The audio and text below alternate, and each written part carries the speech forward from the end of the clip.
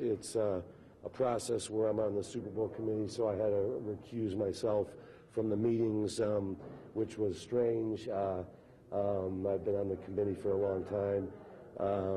Obviously, we're really excited. I think that we, have the unique ability in Indianapolis to really deliver a Super Bowl that really gets pulled off in a way that's special. That because of the Final Four events, because of the Indy 500, because of the desire in the, quite frankly, the mid-'70s that led them to build a dome when they didn't even have a football team. It's been a city and a state that has just put its focus on delivering things like the Super Bowl, and so we're really excited. We understand the competition, is stiff. When you're talking about the other three teams that didn't make the cut, and we were one of the three, and it's exciting. I think you guys, all were there. I'm sure most of you, and the type of experience that we were able to create, and I think it was critically important to have an incredible Super Bowl at that time, and some of our ideas have been used to go forward from a creative aspect. I think we've created some dynamics that are being mimicked going forward in the future. So it's just that unique ability that we have, and the central location is really key. I think you hear a lot of complaints from even competing teams where it takes 45 minutes and there's traffic to even get to our practice facility, etc. And so we're elated. Obviously, this proves that, and we haven't gotten it yet, and it's a tough battle, but it proves that that Indianapolis is really a unique city in the sense being a medium-sized market in a colder market without 80-degree and beaches, that we're able to compete again, not just on a payback aspect of having built a stadium, but on the merits of the job that we did. So we're really excited. Jim, this is the first time, this would be the first time that a northern stadium has hosted multiple Super Bowls. For you, how significant would winning that be? To be the first northern city where, again, like you said, it wouldn't be a payback for building a stadium? It would really be significant, and I really believe it's deserving because you guys make a huge difference, obviously, in the perceptions that come out of being around the game. Certainly the participating teams do as well, but I think that it's really a true statement that we're unique, and when I use the word unique, I mean that as it's defined, that we have the special ability, and we have, right now, we've raised and talking to our corporate partners, right now, we have $15 million already committed in the bank, just from the corporate partners, and there's going to be 30 total. But this is a commitment that's been made before we even knew we were going to have a chance to be finalists. That's the type of attitude that's in our town and commitment that's in our town. So it would be really significant, and I think you defined it very well, that it's a unique opportunity. And I think everyone's experience there was tremendous, and so we're really excited about having a shot at it again, and we have some, new creative ideas beyond the zip line and some other things that we did last time. Jim, was there any talk at this meeting about reducing the preseason, expanding the playoffs? Was there any discussion in the room about that? Nothing significant along those lines, is on the table right now.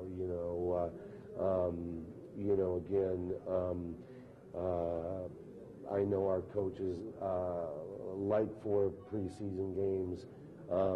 I can remember when there were 6, and I remember in '72 Bubba Smith got hurt in one in Tampa, going way back. But there was 14 regular season games. But I really feel, and it's not something that's a way to make up an illusion to sell what we sell. But when you buy a season ticket, you're really buying a package. I mean, you're paying 1/3 the value for the Denver Indy ticket, for instance.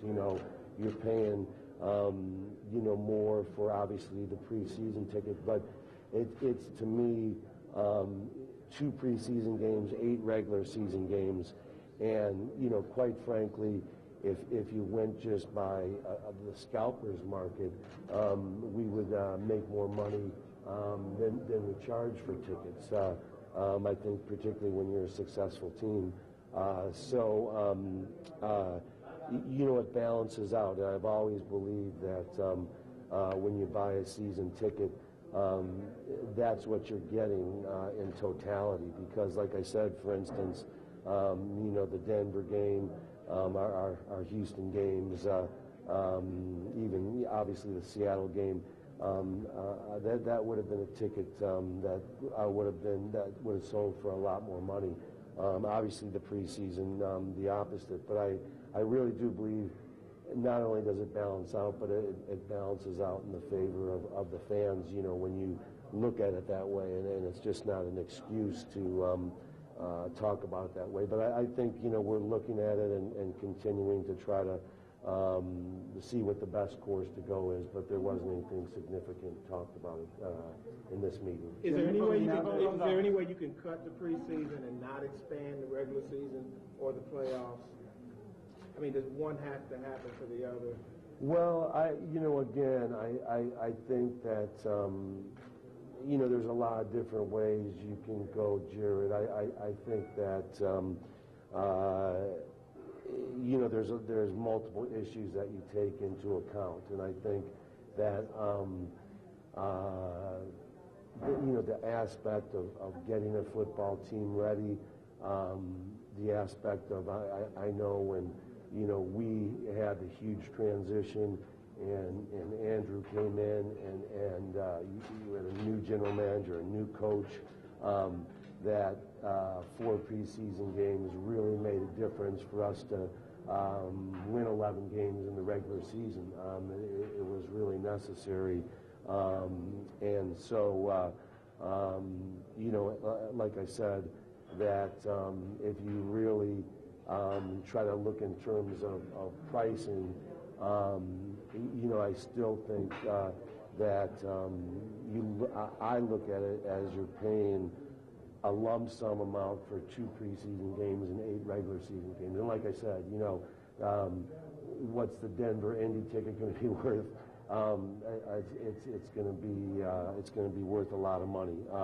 So I do think it does balance out, but there's different ways you can go, and there's different arguments, that will be discussed. I mean, it's something that we continue to discuss. Jim, now that Ahmad Bradshaw has officially gone on injury reserve, first of all, what are your thoughts on that, and also how much bigger does this make the Trent Richardson trade?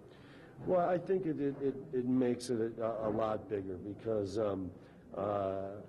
we really feel Donald Brown and Trent Richardson is a heck of a backfield. Donald has the unique ability, to bounce it outside when you get him in space. He is a player, a dynamic player in space, and and at the same time, he's a guy who's not so small that he can't, carry the ball a lot as well. But I think Trent has made a lot of progress in getting used to the offensive system. For him to come in mid-season, being a young guy like he is, you can see the explosiveness, you can see his incredible ability to move laterally and make cuts that makes him rare, and the power and the durability. So it makes it huge because we're really committed to the run, and we're committed to a balanced attack, and it would be really difficult right now without him because when you lose your starting running back, even before you lose Bradshaw, it's tough. But you sit there and you think of what if. People don't realize the difference right now with Landry and Bradshaw and Dwayne Allen out. The lack of physical play that you're taking away from our team, even though we've been in heavyweight fights the last couple of weeks, is incredible. Landry will be back, of course, but losing Dwayne Allen and Bradshaw, those are big blows. And at the same time, I think we can rebound because of Trent and because of Donald Brown. And at tight end, we're finding ways to get by, and Kobe Fleener and other guys have to step up. But the Dwayne Allen loss it was a really big loss for us. He's a really outstanding football player in terms of not only catching the ball, but blocking, and that loss really hurt. So, but you move forward, and it's the next man up. So. Hey Jim, with all the attention